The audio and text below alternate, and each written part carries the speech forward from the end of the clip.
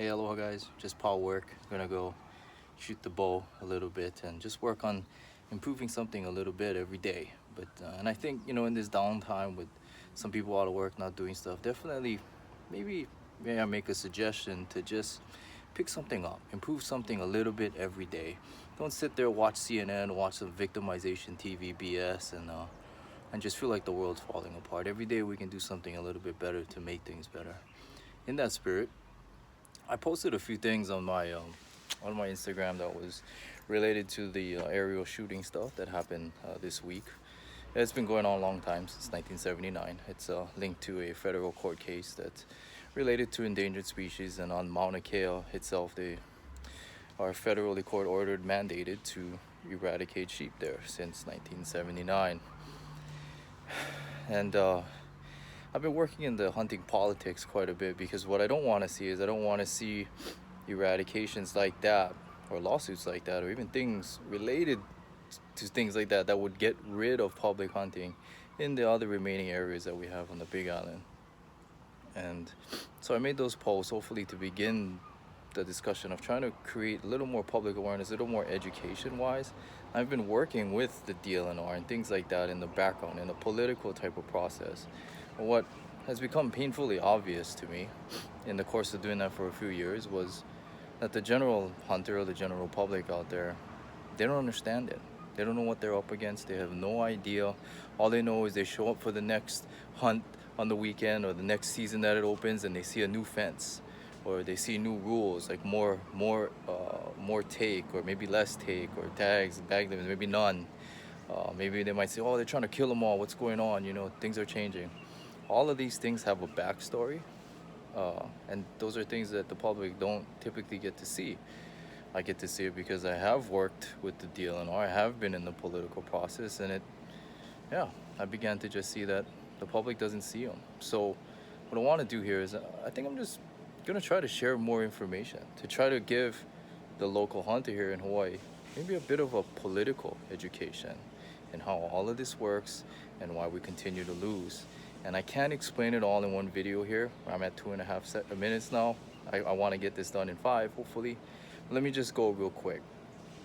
Number one, okay, you have to understand, in this place we have a lot of native species, a lot of endangered species, and there are a whole non-governmental organizations, Sierra Club, Nature Conservancy, whatever it is, very wealthy environmental groups, that they build their whole narrative, mantra, and funding based on protecting endangered species, native species, sensitive ecosystems, and things like that. I'm not against it. I think it's great stuff. What you got to understand is keeping animals around in general is counter to what they want to get done. Now, some people think that, oh no, they just want to get rid of gathering. They want to kill all the animals, kill my food, control the people, that kind of stuff. Might be real. I don't know, But if I can just make a suggestion on what I think, because I've been there, I think they really believe in saving everything. They believe in saving native species, saving all these things. And nothing wrong with that. But what's wrong with that to me, okay, I said nothing wrong with that, but there is a nuance to this. There's specifics here. Is a lot of the areas that we currently have left to hunt. See, a lot of fencing happened protecting a lot of the native forests that already exist and stuff like that, and I'm not against that. What I am against is maybe hundreds of years old cattle pasture, oceans of fountain grass. Any of you guys that live in Kona, you guys know there's a ton of fountain grass, lava rocks. There are no native forests or anything on there, and you're not going to restore it anytime soon. It's unrealistic. Those places we still allowed to hunt. But in a lot of those places, they want to get rid of all your animals too. See, they have this like indiscriminate idea, generalization, that if you just kill all the animals, somehow that's a better place to be in the world, that they're going to save the world that way. And might sound ridiculous to you, but they believe it. They believe it well. And they're very unified in that approach. So even areas that may not matter ecologically so much, they want to eradicate those too. Like, I think there's a lot of places that hunters don't even know that there's plans everywhere. Even Lanai, you guys all hunting on Lanai and stuff, there's plans there to get rid of, to do eradications and big fences and things like that. It's spreading everywhere, okay? And you need to understand, if you don't know already, that these environmental groups are very powerful.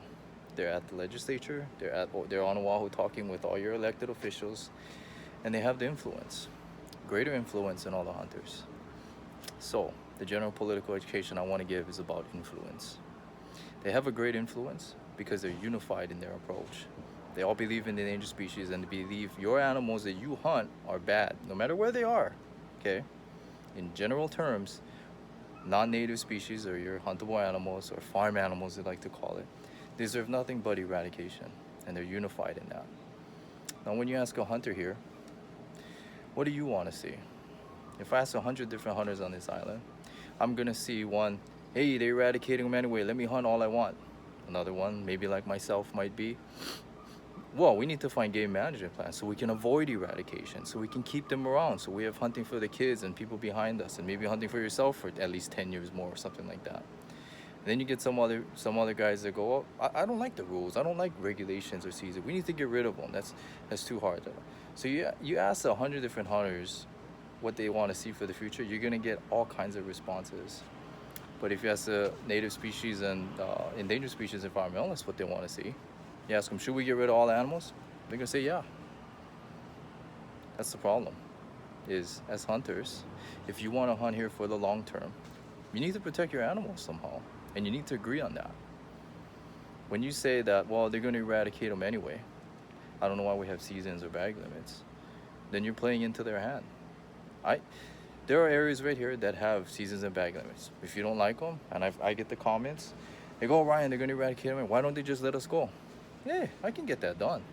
In fact, if I were to walk in the office tomorrow or call up the administrative DOFA and say, hey, hunters want no bag limits, unrestricted, more days to hunt everything, I tell you what he'll give you. He'll give you every area, all the time, no bag limits, whatever, maybe even night hunting. You guys can go kill all you want. Eradicate yourselves, have fun. I get that done fast. But I'm not entirely sure that that's what you guys want. So you gotta be careful. In politics, there's no specifics. It deals in a lot of generalities. It's as stupid as it sounds. So when you ask for, I want more days, I want all these rules gone, they're just gonna get rid of all of them. It plays into their hand. It plays into what they want, which is they want you, the hunter, public hunter, to eradicate themselves. You're free, maybe low cost animal control. And if that's all you advocate for, that's all you're gonna get. So, a lot of what I push for is for a game management plan across landscapes, so we can have policies and ways of why and how we keep animals there responsibly, sustainably, so it doesn't affect the environment negatively. And we don't keep them in totally sensitive native places. We try to keep them in places where it has low ecological value. That's reasonable, right? Well, I can't get that because we don't agree on all that. We need to agree on all those things first. So if you can share this video, share my content, all those things, I greatly appreciate that, you guys. This is just one small part of it. I'm gonna try to provide more political education because I've been there, and I can't get anything done as long as my support or the people I'm trying to serve don't understand what's going on. In fact, the environmentalists use you guys that can't agree against me. They go, hey Ryan, that's not what they want. That brother over here said he wants to go kill more. How come we don't just do that? He wants to eradicate. How come you don't do that? So it really is distracting to the discussion. Game management planning can happen as a result of those things. So think about it. Just a suggestion, like I said, this is my opinion. I've been there. I feel like, research what I said. See if it's true. If it's not true, tell me I'm wrong, whatever it is. But anyway, hey, hopefully you guys are doing well in this pandemic. Keep working. Work hard. Be producers. This world needs producers. We don't need lazy, whiny crybabies, victims that it seems like a lot of the world is moving toward. Media wants to make us all think we're victims of something. F all that. Go out there, do something, keep improving. All right, aloha guys, and catch you guys in the next one.